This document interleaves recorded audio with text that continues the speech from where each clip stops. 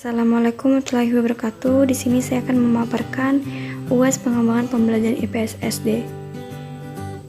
Sebelumnya, perkenalkan nama saya Divya Nur Azahra dengan NIM 2019-820-180 dari kelas FSD 5 Fakultas Ilmu Pendidikan Prodi PGSD dengan mata kuliah pengembangan pembelajaran IPS SD dan dosen pengampu Ibu Latifah Kurotaini MPD.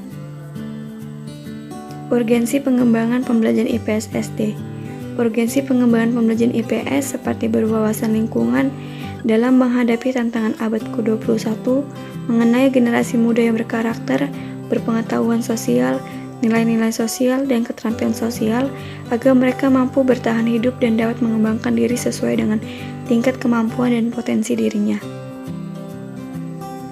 Produk yang saya hasilkan pada mata kuliah pengembangan pembelajaran IPS SD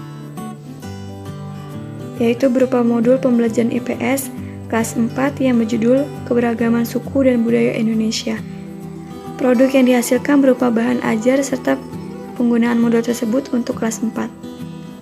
Dengan KD 3.8 yaitu menganalisis sifat-sifat segi banyak beraturan dan segi banyak tidak beraturan. 4.8 mengidentifikasi segi banyak beraturan dan segi banyak tidak beraturan.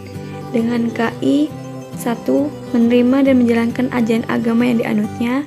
2. Menunjukkan perilaku jujur, disiplin, tanggung jawab, santun, peduli, dan percaya diri dalam berinteraksi dengan keluarga, teman, guru, dan tetangga. 3. Memahami pengetahuan faktual dengan cara mengamati, yaitu mendengar, melihat, membaca, dan menanya berdasarkan rasa ingin tahu tentang dirinya, makhluk ciptaan Tuhan dan kegiatannya, serta benda-benda yang dijumpainya di rumah dan di sekolah. 4. Menyajikan pengetahuan faktual dalam bahasa yang jelas, sistematis dan logis, dalam karya yang estetis, dalam gerakan yang mencerminkan anak sehat, dan dalam tindakan yang mencerminkan perilaku anak beriman dan berakhlak mulia. Proses pembuatan produk.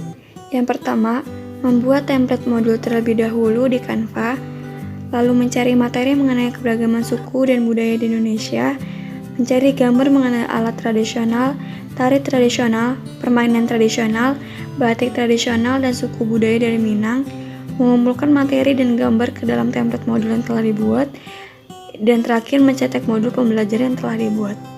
Cara mengatasinya. Kendalanya yaitu pada saat mencari materi dan pada saat tahap pengeditannya yang memakan waktu cukup lama.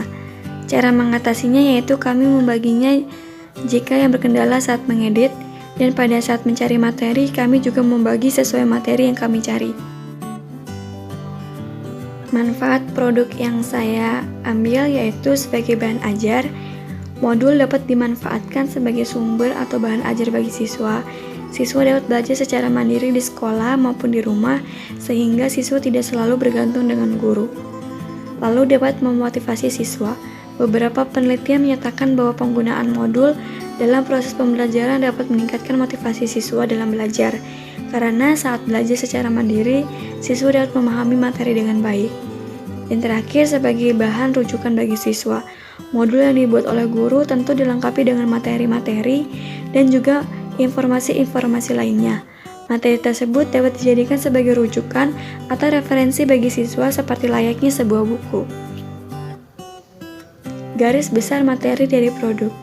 Dalam modul yang kami buat, yaitu berjudul Keberagaman Suku dan Budaya di Indonesia, membahas tentang keunikan atau ciri khas dari masing-masing suku bangsa yang terdapat di Indonesia, di antaranya Jawa Barat, Aceh, Riau, Jawa Timur, serta Papua. Tentunya dalam setiap suku memiliki keunikan yang berbeda, yang contohnya seperti alat tradisional, permainan tradisional, batik tradisional, dan ciri khas dari suku Minang itu sendiri seperti makanan khas suku Minang, rumah adat, baju tradisional, serta alat musik tradisional yang digunakan. Sekian dari saya, kurang lebih mohon maaf jika ada kritik dan saran bisa diberikan di dalam kolom komentar.